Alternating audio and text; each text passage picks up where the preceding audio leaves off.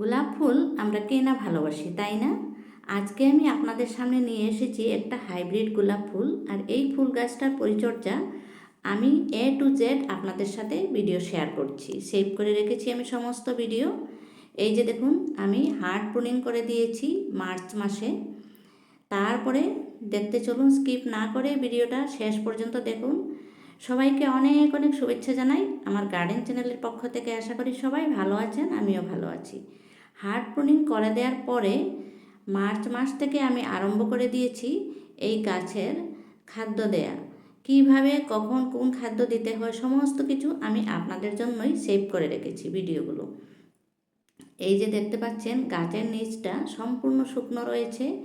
আমার এই পটটাতে ড্রেন ব্যবস্থা খুব ভালো রয়েছে। ড্রেন হোলটা খুব ভালো করে দেখে করবেন যাতে কখনো ভেতরে পানি জমা না থাকে। আর গোলাপ ফুলে খুব রৌদ্রের প্রয়োজন, আমরা জানি। রৌদ্রে দেই যেহেতু নিচের দিকটা শুকনো হয়ে যায়। আর জল দেওয়াটা খুব দেখে শুনে দেবেন, যখন নিচের দিকটা ভেজা থাকে তখন কিন্তু দেবেন না। এই যে আমি দিলাম, এই জিনিসটা হচ্ছে ডিএপি সার। এই পটের সাইজ অনুযায়ী আমি মাত্র 8টা দানা দিয়েছি ডিএপি সারের। আমি কখনো রাসায়নিক সার ব্যবহার করি না, কিন্তু এই গোলাপ ফুলের ক্ষেত্রে আমি কিছু রাসায়নিক সার দিলাম, যেটা হচ্ছে ডিএপি। আর এই যে দিলাম তরল সারটা হচ্ছে, এটা আমার যে কিচেন ওয়েস্টগুলো আমি ভিজিয়ে রাখি সেগুলোর জল। এই তরল সারটা দেওয়ার পরে দেখুন আমার গাছের চেহারা সম্পূর্ণ চেঞ্জ হয়ে গেছে। খুব সুন্দর হয়েছে, সবুজ সতেজ হয়েছে গাছের পাতাগুলো। আর গাছের গ্রোথও বাড়া আরম্ভ হয়ে গেছে। ঠিক এই সময় আমি নিয়ে এসেছি গাছের জন্য একটা খুবই প্রয়োজনীয় খাদ্য, যেটা আমাকে আমার গাছে ফুল আসতে সহায় করবে। প্রচুর পরিমাণে ফুল হবে এই সারটা দেওয়ার পরে। এই সারটা হচ্ছে কলার খোসা। ছোটো ছোটো করে কেটে আমি এইভাবে করে কলার খোসাও দিয়েছি। আপনারা ইচ্ছা করলে কলার খোসাগুলো জলে ভিজিয়ে রেখে জলটা দিতে পারেন, আমি সেভাবেও দেই। আর এইভাবে দিলে আমার মনে হয় খুব দ্রুত কাজ করে আর কাজটা খুব ভালো হয়। তাই আমি অনেকগুলো কলার খোসা ছোটো ছোটো করে কেটে গাছের নিচ থেকে একটু একটু করে মাটি সরিয়ে তারপরে ঢুকিয়ে ঢুকিয়ে দিচ্ছি। বন্ধুরা, আপনারা যদি ফুলের বাগান করে ভালোবাসেন বা সবজির বাগান করে ভালোবাসেন, তাহলে অতি অবশ্যই আমার চ্যানেলটাকে সাবস্ক্রাইব করে দিয়ে আমার ভিডিওটাতে অবশ্যই একটা লাইক দেবেন। তারপরে হচ্ছে আমি আপনাদের দেখাচ্ছি কলার খোসাগুলো দেওয়ার পরে আমার গাছের গ্রোথ কেমন হলো। এই জিনিসটা আমি দিয়েছিলাম মার্চ মাসেই। আমার ফুল ছিল গোলাপ ফুলের গাছে ফেব্রুয়ারির শেষ অবধি অনেক ফুল ছিল গোলাপের। তারপরে আমি কাটিং করেছি। গোলাপ ফুলগুলো যখন মরে গেল তখনই আমি গাছটাকে হার্ড প্রুনিং করে দিয়েছি, কারণ আপনারা জানেন শীতের সিজনে গোলাপ ফুল বেশি পরিমাণে হয়ে থাকে। যদিও লোকাল গোলাপগুলোতে ফুল বহুত বেশি পরিমাণে হয়ে থাকে, তবু আমরা কেন জানি হাইব্রিড গোলাপগুলো বেশি ভালোবাসি, কারণ ফুলগুলো দেখতে বহুত সুন্দর হয়, বড় বড় সাইজের হয়। আর যদিও ফুল কম পরিমাণে হয়, কিন্তু ফুল দেখে খুব ভালো লাগে। আর লোকাল গোলাপ অনেক বেশি ফুল হয়। আমি লোকাল গোলাপও রেখেছি, হাইব্রিড গোলাপও রেখেছি, দুটোই রেখেছি আমার বাগানে। আর কীভাবে পরিচর্যা করতে হয় আমার এই ভিডিও থেকে নিশ্চয়ই আপনারা জানতে পারবেন। এই যে দিচ্ছি ফাঙ্গিসাইড, এটা হচ্ছে পেঁয়াজের খোসা ভেজানো জল। পেঁয়াজের খোসাগুলো আমি একটা ড্রামে 5-6 দিন ভিজিয়ে রেখেছি। তারপরে আমি এই জলটা দেওয়ার কারণ হচ্ছে, গরম চলে আসার সাথে সাথে আমার পটে কিছু পিঁপড়ে হয়ে গেছে। আর এই পিঁপড়ে মারার জন্য পেঁয়াজ রসুনের খোসা দিয়ে জল, লিকুইড তরল খাবার বানিয়ে এভাবে করে দিলে পিঁপড়া দূর হয়ে যায়। গাছটা দেখতে নিশ্চয়ই বুঝতে পারছেন গাছের গ্রোথ কত সুন্দর হচ্ছে আমার এই হাড়গুলো দেওয়ার পরে। আমি সপ্তাহে একবার করে প্রত্যেকটা ফুল গাছে খাদ্য দিয়ে থাকি। আর একটা খাদ্য যদি সপ্তাহে একদিন দেই, পরের সপ্তাহে আমি অন্য খাবার দিয়ে থাকি। এভাবে করে আমি খাদ্য দিয়েই চলেছি। এই যে দেখতে পাচ্ছেন আমার সামনে যে লিকুইডটা নিয়ে এসেছি, এটাও হচ্ছে আমার কিচেন ওয়েস্ট ভেজানো জল। সেখানে রয়েছে কিচেন ওয়েস্ট সবজির খোসা, তারপরে কলার খোসা, তারপরে পেঁয়াজ রসুনের খোসা, সমস্ত কিছু আমি এক জায়গাতে রেখেছি আলাদা একটা ড্রামে। আর সেই জলটা আমি প্রত্যেক সপ্তাহে একদিন করে গাছে সেবন করে থাকি। আশা করছি এই জলটা দেওয়ার পরে আমার গাছে ফুল আসারও সময় হয়ে গেছে। আপনারাও নিশ্চয়ই গাছটা দেখে বুঝতে পারছেন।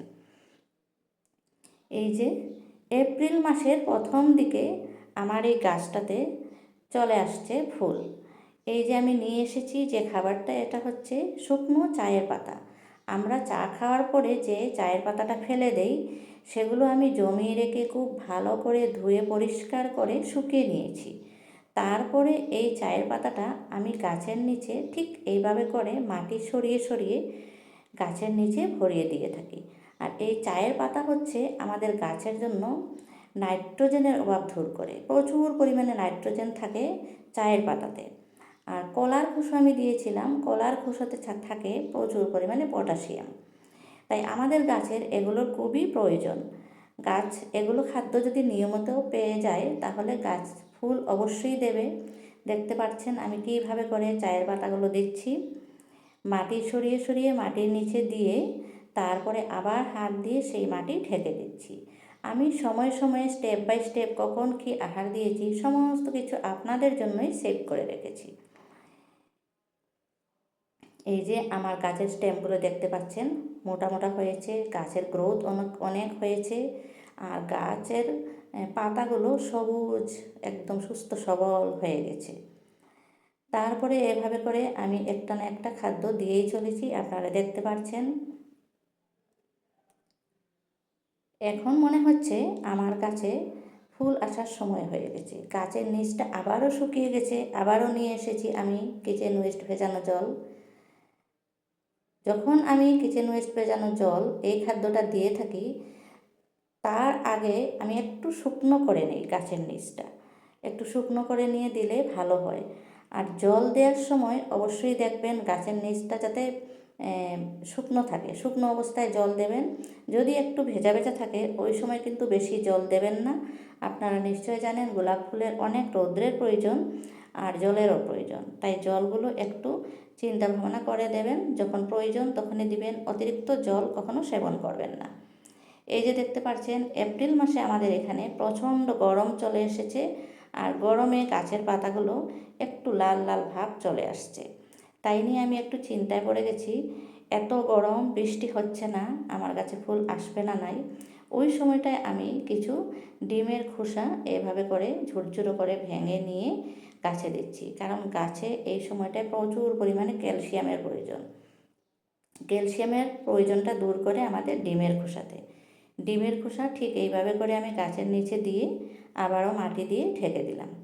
আপনারা দেখতে পাচ্ছেন আমার গাছে কিছু কিছু পাতা লাল হয়ে গেছে। সেটার কারণ হচ্ছে প্রচণ্ড গরমের উত্তাপ। আর এই গরমের জন্যই আমার গাছের পাতা এই অবস্থা হয়ে গেল।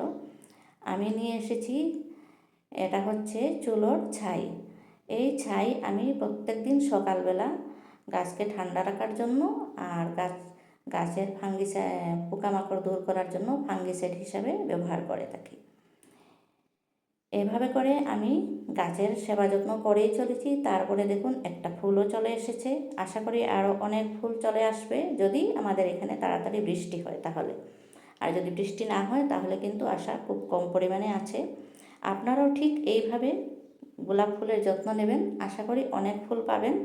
আমার এই ভিডিওটা যদি পছন্দ হয়ে থাকে অবশ্যই একটা লাইক করবেন, আমার ভিডিওটাতে অবশ্যই সাবস্ক্রাইব করে দেবেন।